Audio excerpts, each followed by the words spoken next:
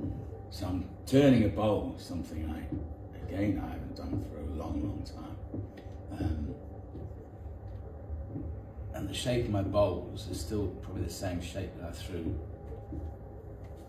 when I was 18 or something daft like that. With a flange on it. I like the idea of a sort of a rim to a bowl. I'm not the best turner. I quite like turning, but it's not something I've done a lot of, so I'm not the best turner. So certainly terracotta, you generally don't tend to turn things. Even when you make domestic ware, it's usually thrown straight and very little turning.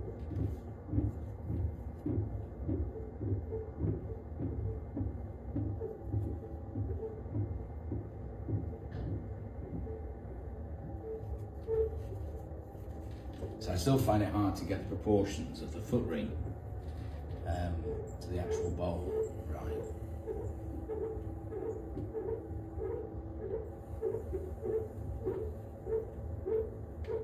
And also I don't really like turning the whole of it, so as much as the bowl sort of top, certainly third, I will try and throw it as I want it, so it doesn't require any turning.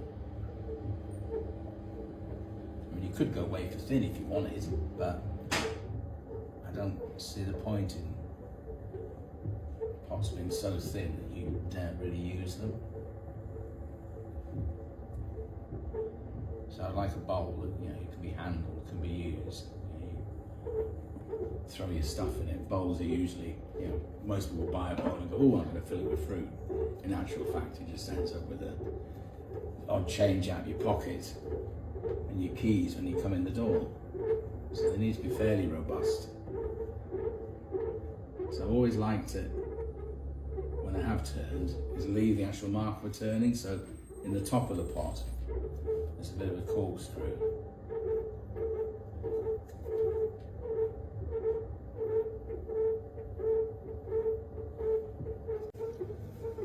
So because the clay is still very soft, I'm almost sort of throwing a foot ring. I quite like a foot ring that sort of bounds off the pot almost. So I'm just putting a bit of a curve in it.